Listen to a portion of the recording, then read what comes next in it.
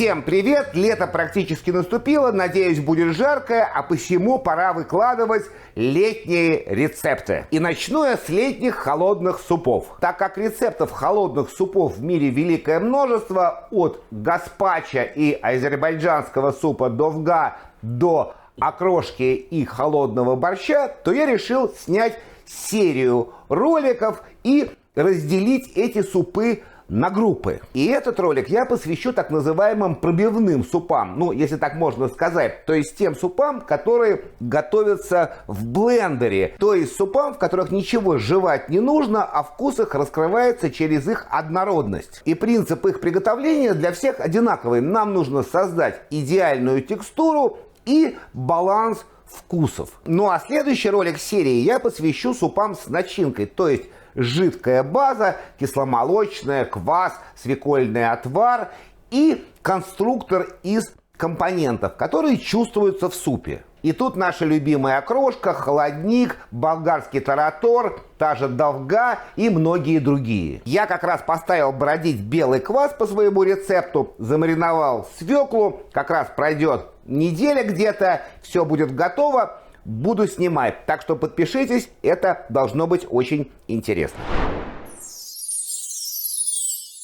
Первый суп, который я приготовлю, называется ахо бланко, что означает по-испански белый чеснок. Этот суп родом из испанской Андалусии можно назвать прадедушкой знаменитого гаспачо, потому что появился он задолго до появления томатов, как вы видите, их здесь нет, в Европе. Вообще интересно, что самые вкусные, оригинальные холодные супы, которые готовятся в блендере, то есть однородные, делают именно в испаноговорящих странах. Почему так сложилось, я не знаю. Но у тех же французов, которые претендуют на кулинарное первенство, да, у них есть протертые холодные супы, тот же знаменитый вишесуаз, но я его готовить не буду, потому что он уже заезженный, все его делают. И на самом деле ничего особенного не представляет. Это просто протертый овощной суп. Да и вообще французы, если честно сказать, хотя я очень люблю французскую кухню,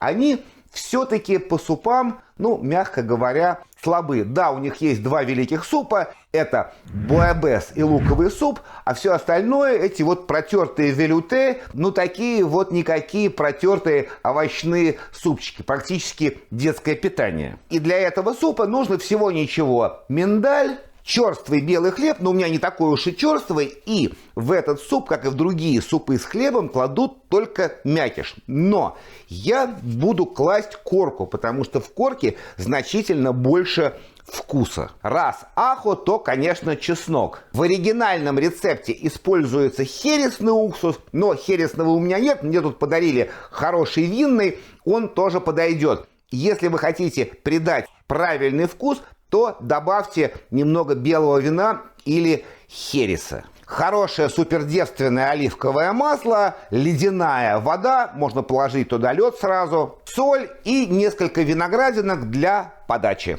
Вот и все.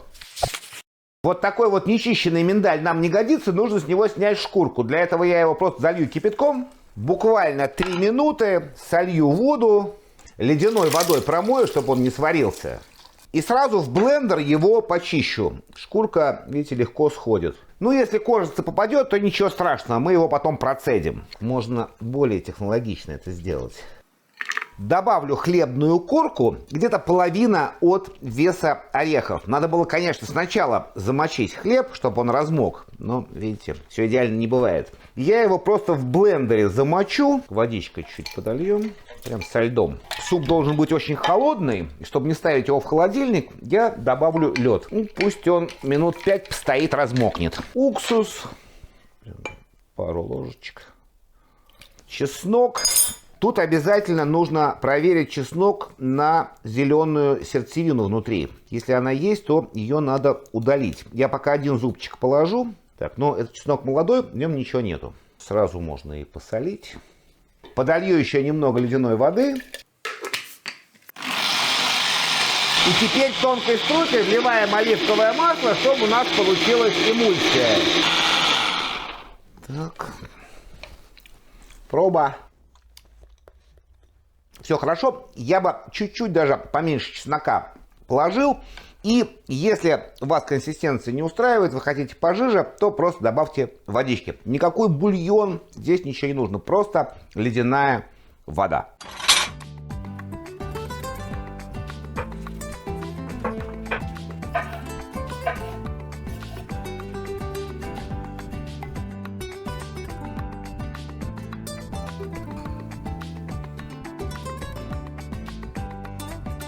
Поверьте, это сочетание вкусов вас удивит, но он должен быть очень холодный. Следующий суп тоже испанский, андалузский, называется альмарехо, но более поздний, чем ахо бланко. И тоже минимум и очень простые ингредиенты. Томаты, естественно, хорошие спелые. Тот же черствый хлеб, я возьму корку, как и в предыдущем. Немного чеснока, хересный уксус, оливковое масло и соль. И просто все блендерим. А вот в подаче тут есть один секрет. Кожицу с помидоров можно снять, но это совсем не обязательно. Можно его просто процедить. Сначала закину хлеб, чтобы отдельно не замачивать томаты. С ног немного уксуса, соль. Помидоры немного растолку, чтобы хлеб пропитался. 3-4 минуты, чтобы хлеб набух. И начинаем потихонечку пробивать. И добавляем оливковое масло, так как в предыдущем. По чуть-чуть. Проверяем кислоту, сахар, консистенцию. Соль, сахар хорошо и чеснока как надо. И, конечно, его нужно хорошо охладить. Я его не буду процеживать, он получился у меня очень хорошей консистенции. Этот суп обязательно подают с хамоном и тертым крутым яйцом.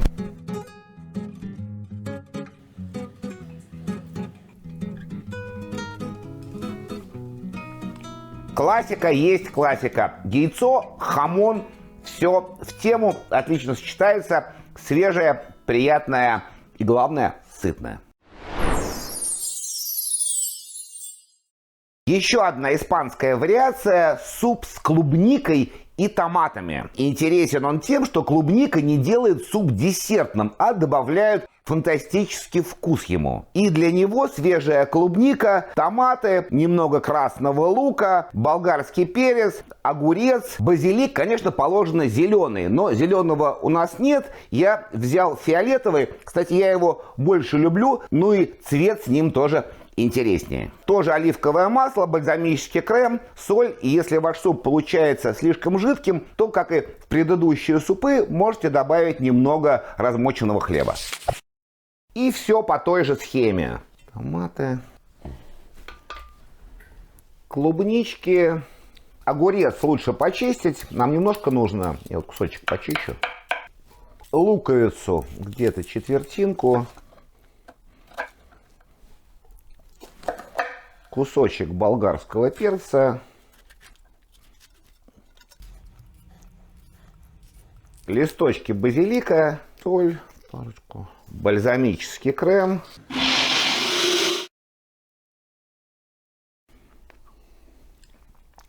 Отлично. Не буду я ничего процеживать. Мне такая текстура очень нравится. Клубничка. Несколько листиков мяты. Бальзамический крем. Гурманы могут добавить немного козьего сыра еще. И, как всегда, последний штрих – это оливковое масло. Это вариант для особых гурманов из серии «Догадайтесь, из чего это сделано». Вообще песня. Белые, красные, розовые были, теперь зеленые. И этот суп популярен в Мексике и в Калифорнии. Такой Tex-Mex. И этот суп из авокадо. Кроме авокадо, лайм, красный лук, можете взять белую часть зеленого лука или шалот. Зубчик чеснока, пучок кинзы, зеленый острый перец, можете взять табаско или шрирачу, но зеленый по цвету подходит хорошо. Кокосовое молоко, можете его не использовать, взять только воду или бульон. Но с кокосовым молоком вкус значительно интереснее. Вода, оливковое масло, соль и для компенсации кислоты лайма сахар или мед возьмите. Авокадо. легко вынимается. В блендер. Сразу выжму сок лайма, чтобы авокадо не потемнело. Натру цедру лайма. Много не нужно, у нее вкус очень сильный. Кинзу, кусочек острого перца. Так вот, думаю, будет достаточно. Луковицу, чеснок, кокосовое молоко. Сразу пол-ложечки сахара. Водичку.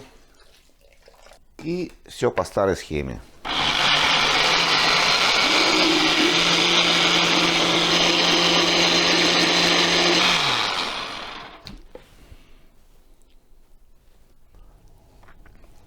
Баланс кислое, сладкое, острое, соленое. Окей. Я думаю, получится что-то похожее на жидкий гуакамоле. Нет, это совсем не гуакамоле. Это совсем другая штука.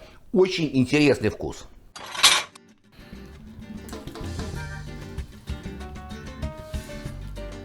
Немного цедры лимона. Несколько кусочков авокадо. Так вот. Немного рубленой кинзы. Несколько капель шрирачи и масло. Всего 5 минут, но такой суп не стыдно подать на летней веранде какого-нибудь дорогого ресторана. Так что рестораторам идею в копилку. А если вы в него еще пару креветок кинете, то отбоя от заказов вообще не будет.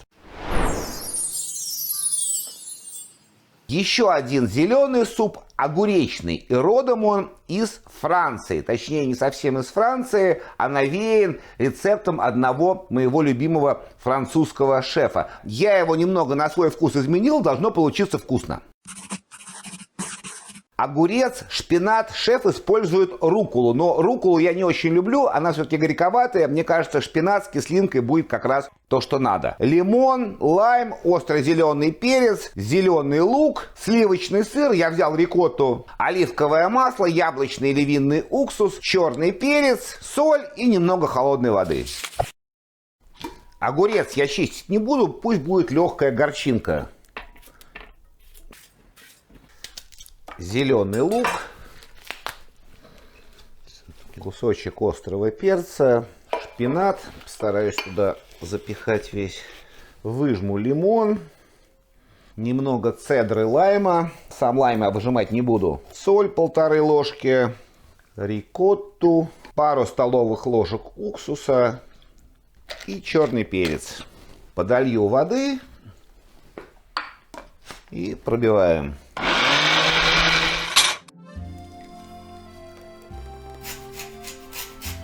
Томатиков и укропчиком посыплю.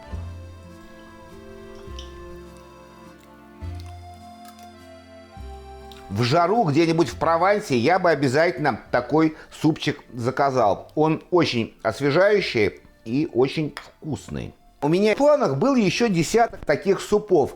И кабачки, и яблоки с карри, и нут. Но в один ролик все загнать, конечно, невозможно. Давайте я на своем телеграм-канале проведу голосование, сделаю список супов, которые я предлагаю приготовить, и, соответственно, сделаю, может быть, 3-ю серию, потому что 2-я, как я говорил, посвящена окрошкам, то есть супам с наполнителями. Ну а за сим с вами прощаюсь, жду, когда приготовится мой белый квас, и буду снимать следующую серию холодных супов. Так что подпишитесь, если вам интересно, чтобы не пропустить. Всем пока, приятного и до скорого!